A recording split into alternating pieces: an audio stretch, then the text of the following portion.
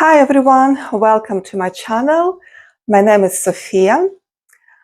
Today is 31st of December, New Year's Eve, and I want to take a chance and wish everyone a very happy, healthy, full of fun and happiness and prosperous New Year. I can't believe that 2024 went so quick. It just feels absolutely crazy, but here we go. Tomorrow is 2025, and today my video will be addressed to my fellow designers. I want to talk about the cases when your clients did not, for some reason, like your design proposals. It happens sometimes. We are all human beings. Even as a professional, I've been in the industry for more than 12 years. Working as an interior designer in different companies, and I'm doing my own thing.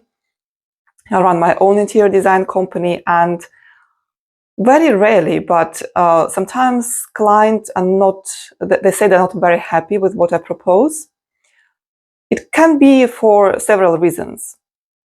And trust me, the client is not always right. It happens to me once or twice when the client told me, oh, Sophia, we don't like what you proposed. It doesn't meet our expectations. But then I knew that I've done my best to give them what I could. I've taken the brief correctly. I created the proposal according to their requirements. There was nothing that could have possibly gone wrong. So what happened? They found someone cheaper, and they were just trying to find ways to get rid of me, which is really upsetting. Now I can laugh about it, but at that time I was really sad that A, I lost the client, and B, it's just, it lowers my self-esteem a little bit. But nevertheless, I realized what was really happening, and I kind of let them go. And this is what you should do in these situations. Just that means that the client is just not for you. And you have to understand that not every client is meant, not with every client you meant to work together. Sometimes you just don't click as people, like personality. Sometimes they don't like your style. There could be like so many reasons. Sometimes you just found someone cheaper. Fair enough. But what I want to say is that sometimes when the clients say that they don't like your design proposals, it could be that you did not interpret the brief correctly. So what you should do, first of all, just calm down, have some tea, coffee, relax, and don't take it too personally, because we're all, as I said, we're all human beings, we all do mistakes. Come back to your brief, read it again if you have like a written brief, or come back to the day you met your client the first time, and just try to remember all the details you spoke to them about. Try to remember all their requirements, like the color scheme, the furniture requirements, lighting, like everything you could remember. And try to analyze where did you go wrong in your initial proposal. It happened to me a couple of years ago. I was doing the interior design for my client's flat in central London. And what went wrong? I did not understand the client's budget requirements. So I thought that he would want something mid-range. And I proposed something mid-range. Then the client told me, no, actually, I wanted to have something very high-end. And then I said, oh, okay. So, but the client was very understanding. He did not create a fuss or anything. He just said, can you redesign? And just give me something that I really want. He wanted something really luxury, like a sort of a hotel kind of style apartment. And yeah, second time round, I did it correctly. And he was happy. So yeah, sometimes you just, I don't know, you miss something in the brief. You did not understand correctly what the client really wanted.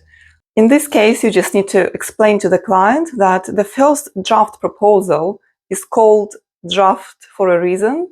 It's just the time when you gauge what works, what doesn't work for the client.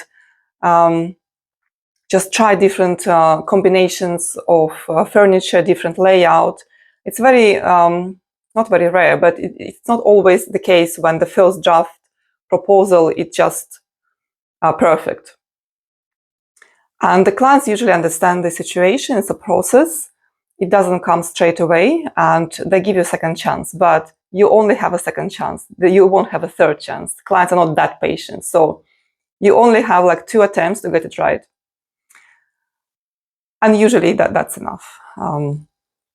So my other clients, they are a couple living in North London. I came to see them about a couple of months back. I took the brief, we had a really nice conversation, then I went back to my office to create the first draft proposal, which I did, but the problem was I got so excited that I kind of missed out the point where they said that they want the design to be very kind of timeless and something, a combination between traditional and contemporary. And I got so excited about this project. I was designing the living room at that time, and I created like a big kind of a wow factor in the living room wall, like made it a kind of a feature wall. It was something like a blue kind of marble, a wall mural. And then I gave them this design of the living room, and they said, they gave me very detailed feedback.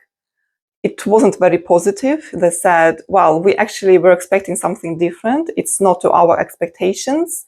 We wanted something a bit more kind of classic, a bit more traditional, a bit more timeless. And I said, oh my God, yes, of course. I just got too excited about the whole project. I said to them, yes, I think it wasn't really according to your taste. I put too much of my own personality into this design of the living room. And yeah, they were fine about it. And I went back to my office. I redesigned the living room, made it a bit more classic. I toned down the colors. So the living room became, like I said, more timeless. And they were absolutely glad with the new design. They were so happy. They said, this is exactly what we wanted. And it kind of broke the ice a bit between us. But yeah, to be honest, you just need to sometimes just have a laugh about it. You know, the goof ups happen, and you just need to get up and you know, continue your project. Don't get like too depressed and thinking too much about it. And yeah, so these were the 2 cases where the clients just did not like my initial design proposals. And as I said, just try to analyze where you got wrong. Just be self-critical, but not too critical. And just do your best next time. As I said before, we are all human beings. We do mistakes. It's just obviously we need to minimize those errors and learn from our mistakes. What I learned from my situations with my clients is that I need to be more attentive. I need to pay more attention to what my client needs and be a bit more like psychologist, I would say. Try to understand what exactly they want, how they want to feel in their new space. And obviously it's good to have your own ideas, views, but the place you're designing is for them, not for you. So don't try to put like too much of your personality there. Just try to understand exactly what the requirements are and try to meet them.